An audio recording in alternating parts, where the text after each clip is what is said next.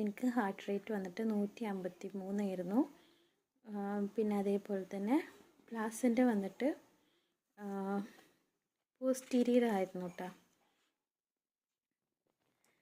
പിന്നെ ഇത് anomaly scanning ആണ് കേട്ടോ. അപ്പോൾ എനിക്ക് അനോമലി സ്കാനിങ് ഏകദേശം ഒരു 2-3 പ്രാവശ്യം ചെയ്തിട്ടുണ്ട് കേട്ടോ. അപ്പോൾ കുട്ടിയുടെ എല്ലാ കാര്യങ്ങളും അറിയാൻ വേണ്ടിയിട്ടാണ്. അപ്പോൾ ഇത് വന്നിട്ട് എനിക്ക് ഹാർട്ട് റേറ്റ് വന്നിട്ട് 151 ആണ്. പിന്നെ ഇതിൽ വന്നിട്ട് നമുക്ക് പ്ലാസൻ്റെ പോസ്റ്റീരിയർ തന്നെ ആയിരുന്നു കേട്ടോ. അപ്പോൾ ഞാൻ വിചാരിച്ചിട്ടുണ്ടായിരുന്നത് എനിക്ക് എൻ്റെ മോനിക്കും പോസ്റ്റീരിയർ ആയിരുന്നു. അപ്പോൾ ഞാൻ വിചാരിച്ചു എനിക്ക് ബോയ് തന്നെയാണ്. പിന്നെ എല്ലാവരും എന്നോട് ബോയ് എന്നാണ് കേട്ടോ പറഞ്ഞിട്ടുണ്ടായിരുന്നത്. പിന്നെ വന്നിട്ട് ഇത് 7 മാസത്തെ സ്കാനിങ് റിപ്പോർട്ടാണ് കേട്ടോ.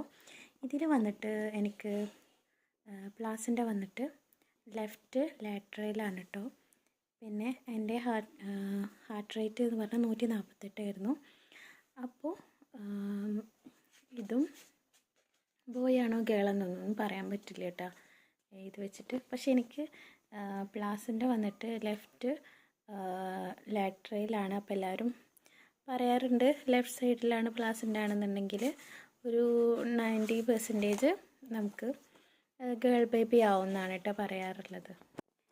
ഇതെനിക്ക് വന്നിട്ട് 7 മാസം കഴിഞ്ഞിട്ട് എനിക്ക് ചെറിയ ഷുഗറിൻ്റെ പ്രശ്നമൊക്കെ ഉള്ളതുകൊണ്ട് വീണ്ടും സ്കാനിങ് ചെയ്തതാണ് കേട്ടോ. ഒരു 32 ആഴ്ചയിലാണ് കേട്ടോ സ്കാനിങ് ചെയ്തിട്ടുള്ളത്. ഇതിൽ വന്നിട്ടും കുട്ടിയുടെ ഹാർട്ട് റേറ്റ് വന്നിട്ട് 148 ആണ്. പിന്നെ അതേപോലെ പ്ലാസൻ്റ് വന്നിട്ട് ലെഫ്റ്റ് ലാറ്ററലാണ്. അപ്പോൾ ഞാൻ ബേബി ഗേളാണെന്ന് എനിക്ക് ഒരു 80% ഉണ്ടായിരുന്നത് ഈ ലെഫ്റ്റ് ലാറ്ററലായതുകൊണ്ടാണ് കേട്ടോ. അപ്പോൾ ഞാൻ 2-3 സ്കാനിങ് റിപ്പോർട്ടൊക്കെ വെച്ച് നോക്കിയപ്പോഴും അവർക്കും ബേബി ഗേളായിരുന്നു.